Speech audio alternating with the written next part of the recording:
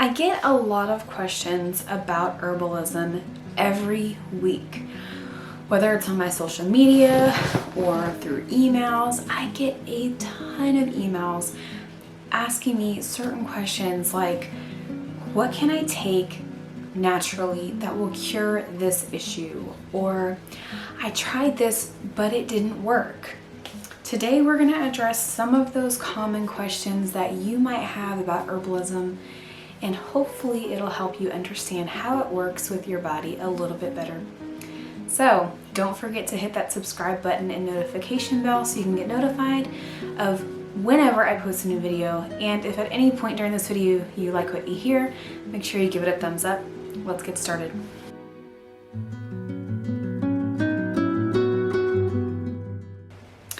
So, as I was saying, I get tons of emails and social media messages and just so many things every single week. And it's hard for me to address them all individually because it's so much more complicated than just, hey, why didn't this work? Or, hey, I have high blood pressure. How do I fix that?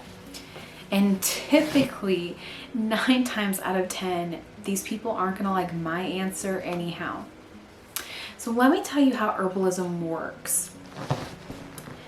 When you're a responsible herbalist, and even just someone who likes to live a natural lifestyle, your first line of defense to anything in natural living, in herbalism, in homeopathy, whatever it is to live a healthy lifestyle. So making sure your diet is healthy, not just a couple times a week, but consistently more than just 1 day or 2 days a week. It means making wise decisions in everyday household items. So cleaners, soaps, laundry detergents, things like that. It's living a natural lifestyle and a lot of the things and ways that you may not have thought of before. It might include, going more organic in your diet, or less chemicals, less hairspray, less something like that. You can make little changes consistently throughout your life that end up building you up to a more natural and organic lifestyle.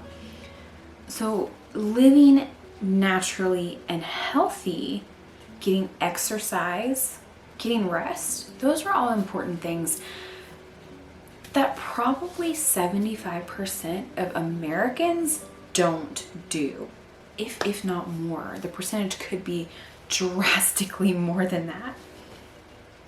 So as an herbalist, and I'm a family herbalist, so I'm not yet a clinical herbalist. I don't really tell people how they should take an herb to help with this or this or that for specific, bad ailments. But you always have to look at the baseline, which is the person's health. Because the reality is that if your health is bad, then trying to treat one symptom isn't going to work with herbalism normally. Now, it could for things like fever and infection, things that are not typical for your everyday average life.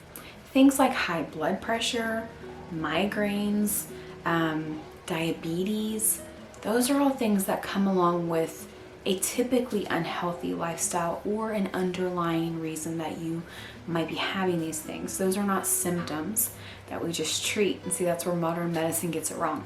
Those are actual issues that we need to get to the bottom of and figure out why they're happening. And we don't like to just cure those with herbs.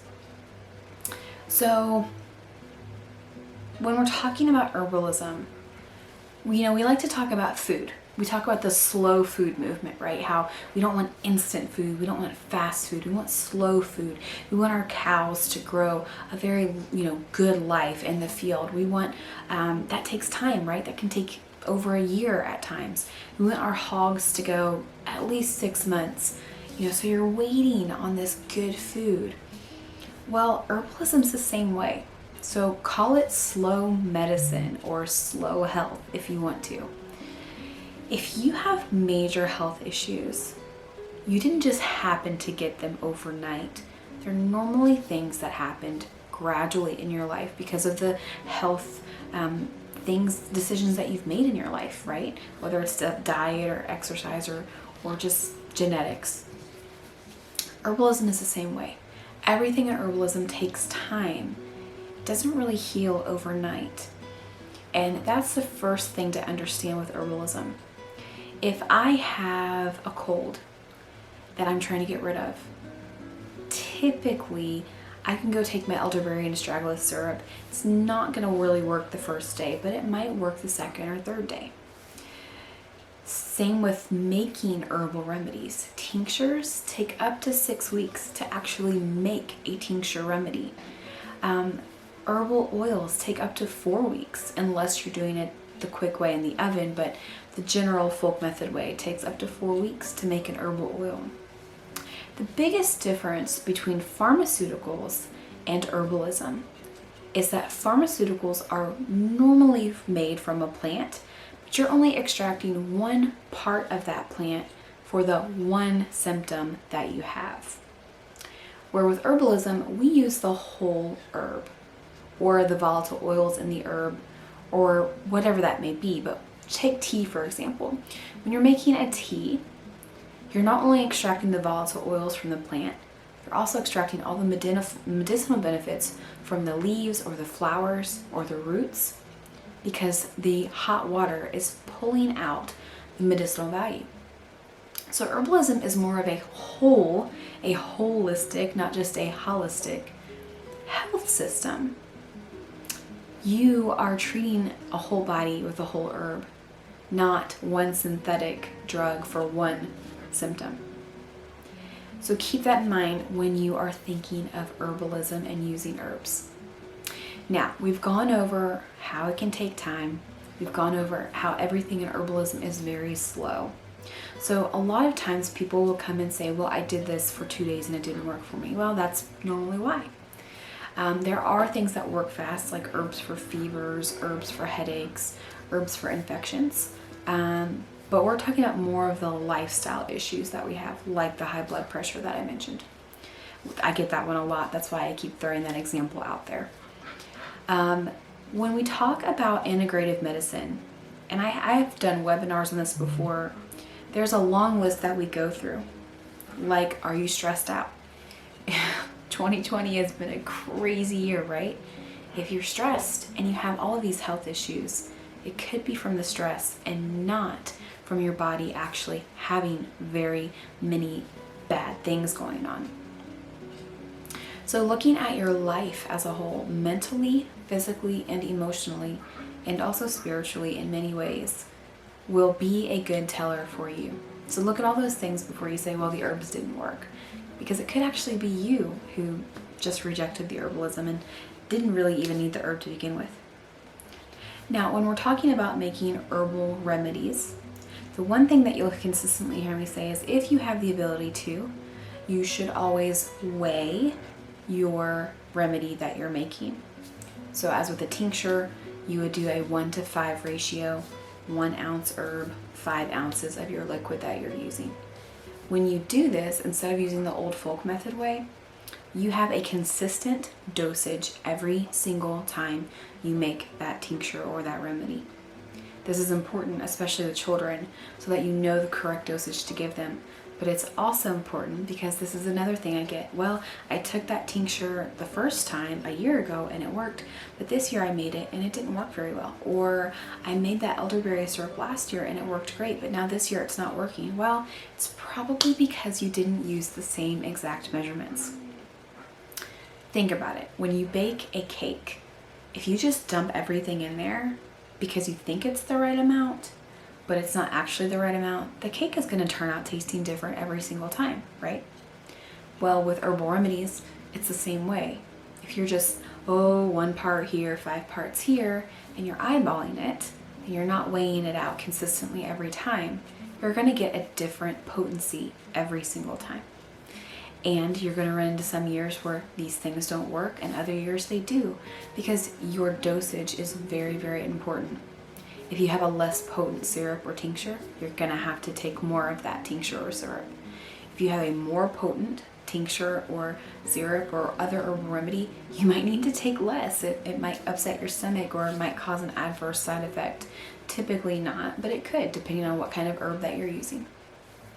So those are important things to remember too, when things might not work or they might work and you're coming to an herbalist and saying, well, I don't understand, it worked before, but it doesn't work now. 9 times out of 10, that's probably why. It's also important to understand different terms in herbalism, especially when you're first getting started. I have a lot of people that think that herbalism is the same as homeopathy, and it's not. In fact, a lot of people don't even know what homeopathy really means. So herbalism is rooted in using plants as medicine. That's basically what it means, is herbalism. Where homeopathy means that the theory behind it is that if you have a symptom, then you should take an herb or a product that creates the same symptom in your body to get rid of the symptom that you have. Now, in some cases, this does work. Let me give you an example.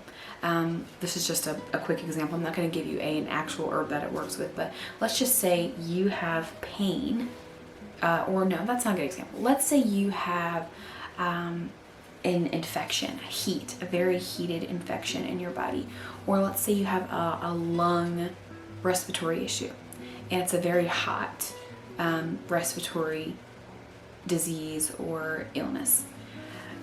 Homeopathy's theory is that if you take an herb that causes that same symptom in the body, that it counteracts itself and therefore gets rid of the symptom. Now, that has been proven to work in some cases, but not all cases. I have a lot of people that come to me who say, well, I took this homeopathy remedy and it just made me 10 times worse. Well, that's probably why, because that's probably what it's going to do in many ways. Now, I'm not saying homeopathy isn't the way to go, but it is totally different than herbalism. And I get this question all the time, and having to kind of explain it to people, and they have the aha moment, and it's like, oh, well, nobody told me that. So that is typically how homeopathy works versus herbalism, where with herbalism, we are taking a plant that has shown to reduce symptoms or help heal the whole body, not just treat a symptom. I think it's really important for us to understand that in herbalism either way. See, in the pharmaceutical industry, that is what they like to do, is treat symptoms and not cure the entire body. With herbalism, we are missing out on so many things. Take, for instance, the recent run on cannabis and medical cannabis and turning it into a pharmaceutical. While I understand that it's important for certain ailments to extract just one type of cannabinoid or one type of the plant, part of the plant, we are missing out on so many other medicinal values of that plant. Now, we're not going to talk about that, but I'm just giving you that as an example. It's the most recent example of how a good, honest, whole plant that could be used for medicine is then taken, broken down 1,000,000 times so that you can just extract that one little piece that you need from it to treat the symptom, where in reality, sometimes the whole plant could cure the whole body at the same time the one part of the plant is treating the symptom. So it's important to understand how pharmaceuticals work with the body, and it's things like Tylenol or aspirin or ibuprofen, where they are there strictly for fever and pain reducing. But the reality is that the plants that some of those things derive from as a whole have so much more medicinal benefit. Now, the reason that pharmaceutical companies do this is because typically you need a lot of that one particular piece of the plant to help with a symptom.